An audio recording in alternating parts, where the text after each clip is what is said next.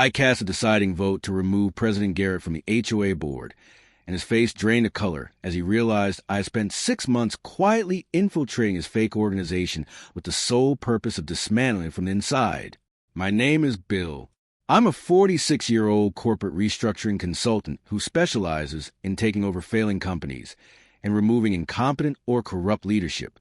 So when 3 men wearing black sleeveless tactical vests showed up at my home in Salt Lake City demanding $12,000 for fabricated violations, I immediately understood that the HOA president running this operation wasn't just abusive.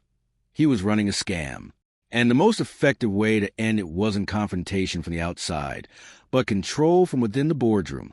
It began when the so-called enforcers, name tags identifying them as Compliance Director Nash, Officer Polson, and Officer Rivera, claimed my property had accrued multiple violations for unapproved landscaping and unauthorized exterior changes. They demanded immediate payment and threatened legal action against my home if I didn't comply. I verified within hours that while my neighborhood did have a legitimate HOA, these 3 men were not affiliated with it in any official capacity. They were working with someone on the inside, exploiting HOA authority to operate an extortion scheme. That's when I started digging. The legitimate HOA was governed by a 5-member board, and the president was a man named Marcus Garrett, who had held the position for 3 years. I attended the next HOA meeting and observed Garrett closely. He controlled every discussion, approved every action, and behaved as though he held absolute authority. The other 4 board members simply rubber-stamped whatever he proposed. It was a dictatorship disguised as neighborhood governance. I also noticed Garrett had his own enforcement team, completely separate from any licensed HOA management company. Nash, Polson, and Rivera answered directly to him and operated outside all standard procedures. They targeted specific homeowners with high-dollar violations, demanded immediate payment, collected cash or direct transfers, and never issued proper receipts or documentation. That money never appeared in official HOA financial reports. I dug deeper. The bylaws required board elections every 2 years, and elections were scheduled in 4 months. Any homeowner in good standing could run. I filed my candidacy paperwork and began campaigning. Garrett didn't see me as a threat at first. To him, I was just another resident complaining about enforcement practices. Over those 4 months, I built relationships with nearly every homeowner in the neighborhood. I documented every interaction with Nash and his fake enforcers. I requested financial records that were supposed to be publicly available and noted how incomplete and inconsistent they were. I identified 12 other families who had been targeted by Garrett's enforcement team and had paid significant sums under pressure and fear of legal retaliation. By election night, the atmosphere had completely changed. Normally, HOA elections drew 20 or 30 people. That night, more than 200 residents showed up. Many were homeowners I had personally spoken to about the enforcement scheme. I won a board seat with the second highest vote total, and 2 other reform candidates I had recruited were also elected. In a single night, Garrett lost his automatic majority. The first board meeting after the election was openly tense. Garrett attempted to retain control by dictating the agenda and limiting discussion as he always had. I challenged him immediately on procedural grounds, citing Robert's Rules of Order, which the HOA bylaws explicitly required.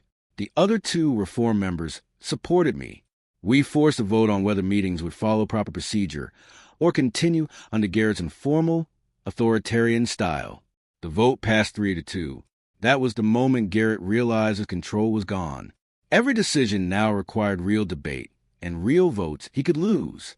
I then made a motion for a full financial audit of all HOA accounts and enforcement activities covering the previous 3 years. Garrett tried to block it, calling it unnecessary and too expensive. I cited the bylaws, which allowed any board member to request an audit with a second. I already had one. The motion passed 3-2. Garrett was furious but powerless to stop it. We hired an independent forensic accountant, and the audit took 6 weeks. What it uncovered was devastating. More than $300,000 in enforcement fees collected over 3 years had never been deposited into official HOA accounts. Nash, Polson, and Rivera were not licensed or bonded as required for enforcement contractors.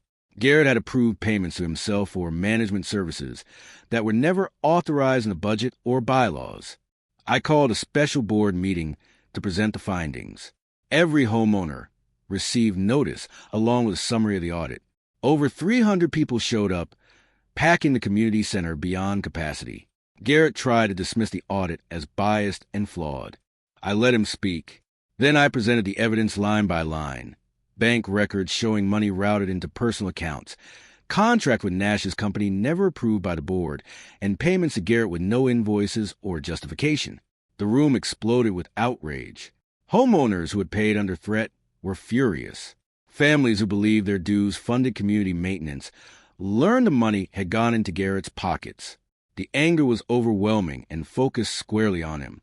I made a formal motion to remove Marcus Garrett as HOA president for financial misconduct, breach of fiduciary duty, and repeated violations of the HOA bylaws. The motion required a majority vote of the board. I already had 3 votes secured. Garrett, of course, voted no. The final vote belonged to the 5th board member, a man named Thompson, who had been Garrett's loyal supporter for years. Now he was staring out at a room-packed wall to wall with furious homeowners demanding accountability. Thompson paused, swallowed hard, and voted yes, 4-1. Marcus Garrett was removed as HOA president effective immediately. But I was not finished. I immediately made a second motion to terminate all contracts with Nash's enforcement company and formally demand the return of all funds collected outside official HOA procedures. With Garrett stripped of voting authority, the motion passed unanimously. Next, I moved to file formal complaints with the state HOA regulatory board and the district attorney regarding the financial irregularities uncovered in the audit. That vote was unanimous as well. Garrett stood up and attempted to leave the room. I stopped him with one final motion. I moved that the board authorize legal action to recover all misappropriated funds from former President Garrett and any associated parties, including placing property claims against personal assets if necessary. The vote was unanimous again. In that moment, Garrett realized he was no longer facing just embarrassment. He was now staring down regulatory investigations and civil lawsuits that could cost him everything he had taken, plus penalties. "You can't do this," he said. "I ran this HOA for 3 years. I kept this community functioning. You ran an extortion scheme using HOA authority as cover." I replied, "You hired fake enforcers to intimidate homeowners and collect money that went straight into your personal accounts. You violated every fiduciary duty a board president has. And now you are going to face the consequences." The room erupted in applause. Garrett walked out of the meeting and never attended another HOA function again. The aftermath took months to fully resolve. The HOA hired a legitimate, licensed management company to handle enforcement and daily operations. Nash, Polson, and Rivera had their contracts terminated immediately and were formally banned from the neighborhood. An attorney filed civil suits against Garrett on behalf of the HOA to recover the stolen funds. The state HOA regulatory board conducted its own investigation and found multiple violations of state laws governing HOA operations. Garrett was fined $60,000 and permanently banned from serving on any HOA board in Utah. The regulatory board also referred the case to the Attorney General for potential criminal prosecution. The civil lawsuit resulted in a settlement in which Garrett paid back $240,000 to the HOA and agreed never to seek leadership in any community organization again. His house, located in the neighborhood, was sold to fund the settlement, and he moved out of state. Nash, Polson, and Rivera faced separate civil lawsuits from individual homeowners they had targeted. Without Garrett's protection or financial backing, they settled quickly to avoid further legal exposure. Each paid restitution to their victims and signed agreements barring them from operating enforcement services anywhere in Utah. The HOA used recovered funds for long overdue community improvements, new playground equipment, street repairs, upgraded landscaping in common areas, and security cameras installed throughout the neighborhood. I served as HOA president for 2 years after Garrett's removal. During that time, we rewrote the bylaws to include stricter financial controls, mandatory annual audits, and firm term limits for all board positions. We also created a homeowner oversight committee that reviewed enforcement actions before they were implemented, ensuring no future president could ever use enforcement as a personal profit center. About a year after Garrett was removed, my neighbor Jennifer, one of the homeowners targeted by Nash's fake enforcers, approached me at a community event. "Bill, I still can't believe you joined the board just to take him down," she said. "That was the most calculated revenge I've ever seen." It wasn't revenge, I told her. It was corporate restructuring. I identified incompetent leadership harming the organization, positioned myself to remove it through legitimate governance procedures, and install better management.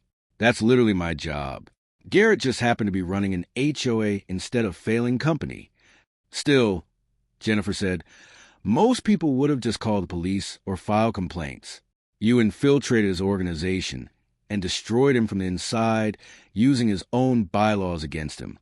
"The police would have taken years," I replied. "The bylaws gave me everything I needed to remove him in 6 months. I used the most efficient method available. Results matter more than methods." I eventually stepped down after my 2-year term. The HOA is now run by competent people who understand fiduciary duty and community service. Garrett is gone. His enforcers are gone. And homeowners no longer fear being targeted with fake violations by people pretending to have authority. My corporate clients found the whole situation fascinating. "You hostile take over your own HOA?" one asked during a meeting. "That's the most aggressive neighborhood governance story I've ever heard." "Hostile takeover implies force," I said. "I was democratically elected by homeowners who wanted change. I just had the strategic expertise to execute that change efficiently and permanently." If you're dealing with HOA corruption or fake enforcement schemes, remember this. HOAs are governed by bylaws you can use. Run for the board. Get elected. Change leadership from the inside. You don't always need police or prosecutors if you can remove corrupt leadership through legitimate governance procedures. Bylaws are tools. Elections are weapons. Financial audits expose everything. Use the same corporate tactics restructuring consultants use to remove bad management. It's legal, it's effective, and it's permanent. Corrupt HOA leaders rely on homeowners staying passive and uninformed. Prove them wrong. Learn the bylaws, organize your community, win elections, and remove them using the same rules they hide behind. If you've taken over an HOA board to eliminate corruption or have advice on fighting HOA abuse from the inside, share your story in the comments.